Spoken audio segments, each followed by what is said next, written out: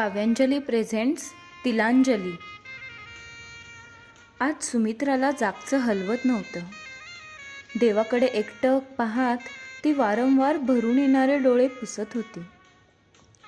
ज्या काही गोष्टी आजपर्यंत घडल्या त्याला जबाबदार आपण होतो का? देवा, काय अपराध घडला रे असा?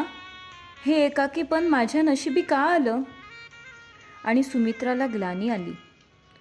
आई, आई, आई कुठे आहेस तू? काय रे सिद्धार्थ, आले रे. आणि सुमित्रा घाईघाई उठली आणि धाडकन जमिनीवर आदळली. आजूबाजूला कोणी नव्हतं. कशीबशी सरकत सरकत ती सोफ्याजवळ गेली. तिनं फोन उचलला, पण फोन करायला आता आपलं कोणी नाही. आपण एकदाच पडलो तर सर्वांनी घर डोक्यावर घेतलं होतं. 4 दिवस दिनकर रावांनी सिद्धार्थनी तिला उठूही दिलं नव्हतं. आणि आज ती बेवारशासारखी एकटीच होती. सुमित्रा हंबरडा फोडून रडू लागली. तिला जाग आली ती हॉस्पिटलच्या बेडवर. तिने आश्चर्यानं आजूबाजूला पाहिलं. शेजारची देशमुखांची सून स्नेहल आणि तिचे सासरे उभे होते. काय हे काकू, बरं नाही तर सांगायचं ना. तुम्ही बेशुद्ध पडल्या होता. बरं झालं मी आमचं आजचं वर्तमानपत्र आलं नाही म्हणून घ्यायला आले, तेव्हा तुम्ही दिसलात बेशुद्ध अवस्थेत. घरी कोणी नाही का? मी संजीवनीलाही फोन लावला, लागला नाही, म्हणून तडक घेऊन आलो. नाही का हो बाबा? हो सुमित्राताई, काळजी घ्या. तुमचं ब्लड प्रेशर वाढलंय, विश्रांतीची गरज आहे तुम्हाला. सुमित्रा काहीही न बोलता फक्त हात जोडून त्यांचे धन्यवाद केले. तिच्या तोंडातून शब्दही फुटेना. काकू, काही लागलं तर कळवा हां. सिद्धार्थ भाऊजींना बोलावून घ्या. येऊ का आम्ही? हो, मान डोलावत त्याने उत्तर दिलं. स्नेहल आणि तिचे सासरे गेले. सुमित्राचं रडणं थांबेना. तिच्या समोरून तिच्या लग्नापासूनचा चित्रपट सरकू लागला. सुमित्रा लग्न करून आली तेव्हा घरात सासू सासरे, 3 नणंदा, 2 दीर असं खटलं.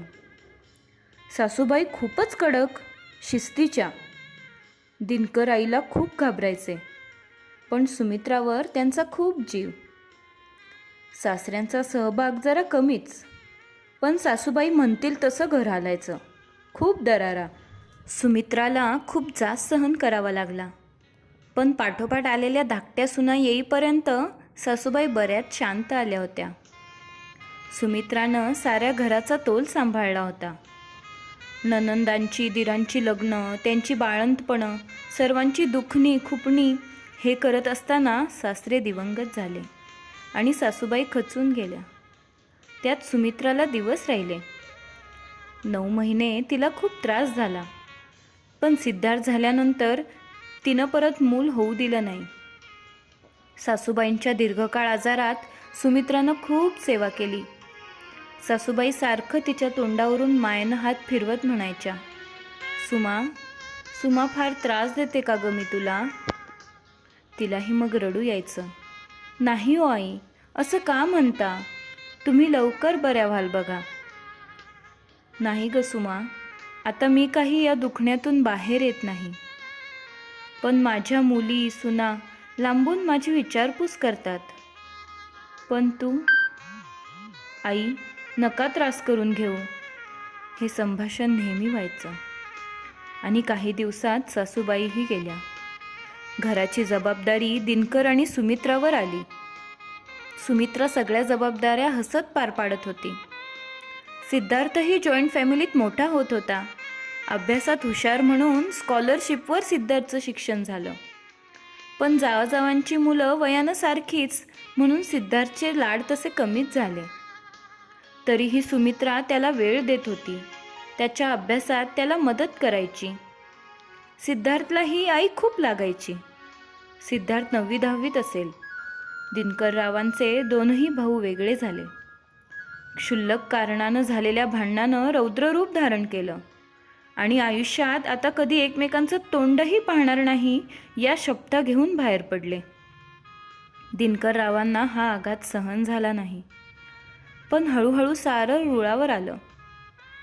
सिद्धार्थ एकुलता एक मुलगा, तरीही लहानपणी त्याचे हट्ट पुरवताना खटल्याच्या घरात शक्य नसल्यामुळे हात आखडता घ्यावा लागायचा. पण आता त्याच्या सर्व इच्छा पुरवल्या जात होत्या. सिद्धार्थ हुशार असल्यामुळे परदेशात पुढच्या शिक्षणासाठी जायचं ठरलं. पण पैशांची अडचण होती. सुमित्रानं आपले दागिने विकून, दिनकररावांनी घर विकून पैशांचा बंदोबस्त केला. तरीही पैसे कमी पडले म्हणून प्रॉव्हिडंट फंडाचे पैसे, जी त्यांची म्हातारपणाची काठी होती, तेही पैसे काढले आणि सिद्धार्थ परदेशात गेला. स्वतःच्या हुशारीवर त्याने कॉलेजमध्ये चांगले यश मिळवले. तिथेच त्याची ओळख संजीवनीशी झाली आणि ही ओळख हळूहळू प्रेमामध्ये परिवर्तित झाली. सिद्धार्थने आईबाबांना संजीवनीबद्दल सांगितलं. संजीवनीनं तिच्या मम्मीला सांगितलं. तिचे पप्पा ती लहान असतानाच गेले, परंतु मागे गडगंज पैसा ठेवून गेले. संजीवनी एकुलती एक. हे स्थळ संजीवनीच्या आईला पसंत पडलं, पण त्यांनी अट घातली. माझी मुलगी आणि जावई लग्नानंतर माझ्याकडेच राहतील. माझं सारं काही संजीवनीचंच आहे. ती माझी एकुलती एक लेक माझ्याकडेच राहील, नाहीतर तुम्ही दुसरं स्थळ बघा. सिद्धार्थला तर लग्न संजीवनीबरोबरच करायचं होतं आणि संजीवनीला त्याच्याबरोबर. संजीवनीनं मम्मीला सांगून टाकलं, मी लग्न करीन तर सिद्धार्थशीच. तोही आईबाबांचा एकुलता एक मुलगा आहे, तो इथे कसा राहील? शेवटी संजीवनीच्या आईनं परवानगी दिली. लग्न झोकात पार पडलं आणि सून म्हणून संजू घरात आली. सुमित्रा आणि संजूचं गुळपीठ जमलं. संजूला काही स्वयंपाक येत नव्हता. सुमित्रानं सुट्टीच्या वेळी तिला सगळं शिकवलं. छान जमायचं दोघींचं. दिनकरराव हे पाहून सुखावत होते. सिद्धार्थही खुश होता. संजीवनीची मम्मी मात्र खुश नव्हती. आपली लेक दुरावली असंच तिला वाटायचं आणि ती संजूचे कान फुकायची, पण संजूनं कधी मनावर घेतलं नाही. सुमित्रा मध्ये खूप आजारी झाली. डॉक्टरांनी तिला पूर्ण विश्रांती घ्यायला सांगितली, तर सुट्टी काढून संजूनं सगळं काही केलं. सुमित्रा धन्य झाली. मला लेक नाही, पण ती असती तरी तिनंही इतक्या मायेनं माझं केलं असतं की नाही कुणास ठाऊक. त्या जेव्हा जेव्हा मैत्रिणींकडे जात संजूचं कौतुक भरभरून करत. संजूही आई आई करत असे. लग्नाला 3-3.5 वर्ष झाली. सिद्धार्थ आणि संजूनं चान्स घ्यायचा असं ठरवलं आणि संजूला दिवस गेले. सुमित्रा आणि दिनकरराव खुश होते. संजूला कुठे ठेवू कुठे नको असं झालं त्यांना. संजूच्या मम्मीलाही हे समजलं आणि त्या दुसऱ्या दिवशी हजर झाल्या. मी संजूला न्यायला आले. अशा अवस्थेत तिचं इथं राहणं बरं नाही. माझ्याकडे नोकर चाकर आहेत, तिला आराम मिळेल. संजूनं खूप समजावलं, पण त्या समजेना. सिद्धार्थनंही खूप सांगितलं, इथेही आई तिला काही करू देत नाही, तिला इथेच राहू द्या. पण त्या ऐकेनात. शेवटी संजूच म्हणाली, आई, यावेळी मी गेले नाही तर मम्मीला वाईट वाटेल, मला जाऊ द्या. शेवटी सहमती घेऊन संजू मम्मीकडे गेली. घर अगदी रिकामं झालं. सिद्धार्थला सॅलरी चांगली होती, पण घर खर्च आणि त्यानं नवीन फ्लॅट बुक केला होता, त्याचे हफ्ते ह्यातच खर्च होई. दिनकरराव त्याला म्हणालेही, अरे, हे घर मॉर्टगेज ठेवून मी तुला परदेशी पाठवलं, हे सोडव. आता फंडाचे पैसेही नाहीत. पण बाबा, आपण नवीन फ्लॅटमध्ये जाऊ, कशाला हे जुनं घर, असं म्हणून तो त्यांना गप्प करायचा. संजूला काही करून घालता आलं नाही. तिचे डोहाळे तरी पुरवू म्हणून सुमित्रा सिद्धार्थच्या मागे लागली. तर संजूच्या मम्मीचा फोन आला, इथेच करूया कार्यक्रम, तुम्ही इकडे या. मग ठरल्या दिवशी सुमित्रानंही तिला हिरवी साडी, फुलांचा साज आणि भरपूर वस्तू करून बरोबर घेऊन गेले. पण संजीवनीच्या मम्मीनं वारंवार सुमित्राचा अपमान केला. संजूला हे कळत होतं, पण तीही न पाहिल्यासारखं करत होती. सुमित्राला संजूचं हे वागणं जास्त खटकलं. घरी आल्यावर तिनं सिद्धार्थलाही सांगितलं, पण आई, तू ना छोट्या गोष्टींचा खूप बाऊ करतेस, असं बोलून तिला गप्प केलं. दिनकरराव हे पाहत होते, पण काय करणार. आई आई करणारा सिद्धार्थही हल्ली किती दिवस बोलत नव्हता. संजूचाही 8-10 दिवसांना एखादा फोन येई, त्यातही ती तुटकच बोलायची. सिद्धार्थ मधून संजूकडेच राहायचा, तसा त्याचा फोन यायचा. फोनची रिंग वाजली. संजूला मुलगा झाला. दवाखान्यातून फोन होता. फोनवर सिद्धार्थ होता. अरे कशी झाली, नॉर्मल की? पण न ऐकता त्याने फोन ठेवला. दिनकरराव आणि सुमित्रा घाईनं सोन्याचा वेडा मध घेऊन दवाखान्यात पोहोचले. कुठे संजू, बाळ कसं आहे? अगं हो, चल आत आहे. सुमित्रानं बाळाला पाहिलं. अरे सिद्धार्थ, बाळ अगदी तुझ्यावर गेलंय. हो ना रे चिमण्या. आणि त्यांनी हातात घ्यायला लागल्या. तोच संजूची मम्मी. अहो थांबा सुमित्राबाई, हाताला सॅनिटायझर लावा. हो द्या. कशी आहेस बाळा तू? संजूला विचारलं. बरी आहे, असं उत्तर देऊन तिनं कूस वळवली. नाही, मला बाळाला सोन्याचा वेढा उगाळून द्यायचा होता. आत्ता घेऊ का? सुमित्रानं संजूच्या मम्मीला विचारलं. नको, जोरातच बोलल्या त्या. अगं आई, आता कोणी देत नाही, सिद्धार्थ मध्येच बोलला. दिनकरराव तटस्थ उभे राहून लाचार मुलाच्या आईला पाहत होते. दोघेही घरी आले. दिनकररावांनी जाणलं होतं, आता आपला मुलगा आपला राहिला नाही. सुमित्रालाही कळत होतं, पण तिनं आपल्या मनाची समजूत घातली. 1.25 महिन्यानंतर संजू परत आपल्या घरी आली, पण पूर्णपणे बदलून. बाळाला जास्त घेऊ द्यायची नाही. सारी कामं सुमित्राच करायची. एक दिवस बँकेचं नोटीस आलं. कर्जाचे हप्ते भरा, नाहीतर जप्ती आणू. दिनकररावांनी नोटीस सिद्धार्थला दाखवली. तो बेदरकारपणे म्हणाला, जाऊ द्या आता, नवीन फ्लॅटचं पोझिशन मिळेलच. दिनकरराव ओरडूनच म्हणाले, आम्ही दोघेही इथेच राहणार. या घराचं कर्ज आधी फेड. त्यांचं हे अनपेक्षित उत्तर ऐकून सिद्धार्थ चपापला. नाही यायचं त्यांना तर इथेच राहू दे ना सिद्धार्थ, संजीवनी बोलली.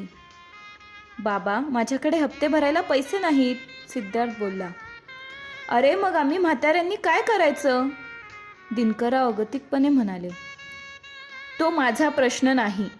अरे तुझ्या शिक्षणासाठी एवढा खर्च केला ना रे. अहो बाबा, एकुलत्या एक मुलाला एवढंही करू शकला नाहीत तुम्ही. चुकलंच माझं. अख्ख्या आयुष्याची कमाई मी तुझ्या शिक्षणात लावली. आणि त्यांच्या छातीत चमक आली आणि ते धडाम खाली पडले. सुमित्रा धावतच आली. सिद्धार्थनी त्यांना उचललं, गाडीत घातलं आणि आईला घेऊन हॉस्पिटलमध्ये गेला. पण जाऊपर्यंत दिनकरराव गेले. सुमित्रा एकाकी झाली. आधार असणारे दिनकरराव तिला सोडून गेले. खूप रडली. पण आता असं जगायची तिला सवय करायला हवी हे तिला कळत होतं. दिनकररावांना महिना झाला न झाला तोच सिद्धार्थनं सांगितलं, आई, नवीन घराची वास्तुशांती आहे. ती गेली नाही. कुणी तिला आग्रहही केला नाही. दुसऱ्या दिवशी दोघेही नवीन घरात राहायला चालले. सुमित्राला विचारलं, आई तू येणार का आमच्याबरोबर? म्हणजे? अरे बाबा गेले, तू वास्तुशांती केलीस, आता राहायलाही चाललास आणि मला विचारतो येणार का म्हणून? सिद्धार्थ, तुझ्या या वागण्याने तुझे बाबा गेले. नाही तर आई, वय झालं होतं त्यांचं. ते म्हणतात ना, कावळा बसायला आणि फांदी तुटायला. संजू, सुमित्रा जोरात ओरडली. आज एवढं त्राण कुठून आलं होतं कोण जाणे. फार बोललीस. मला वाटलं होतं तुझ्या रूपाने लेक भेटली, पण तू सूनही बनू शकली नाहीस. माझ्या मुलालाही फितवलंस. सिद्धार्थ जोरात ओरडला. आई, काय बोलतेस? शी, किती घाणेरडे विचार तुझे. चल संजू, आता मी एक क्षणही थांबणार नाही इथे. नको रे मला एकटीला सोडून जाऊस. सिद्धार्थ, थांब ना रे बाळा. पण सिद्धार्थ थांबला नाही. आईला सोडून गेला. आज हॉस्पिटलच्या कॉटवर सगळं आठवून तिला तिच्या लाचारीची लाज वाटली. ती तडक हॉस्पिटलमधून बाहेर पडली. लवकरच तिने घर बँकेच्या हवाली करून सर्व वस्तू विकल्या आणि वृद्धाश्रमात राहायला गेली. तिथे आपल्या गाण्याच्या छंदाला जोपासलं आणि आपल्यासारख्या अनेक मैत्रिणींना जगण्यासाठी प्रोत्साहन दिलं. आपल्या आयुष्यात घडलेल्या घटनांना तिनं तिलांजली दिली आणि एक नवीन मार्गावर ती मार्गस्थ झाली. कथानक आवडल्यास लाईक, शेअर आणि सबस्क्राईब नक्की करा. धन्यवाद.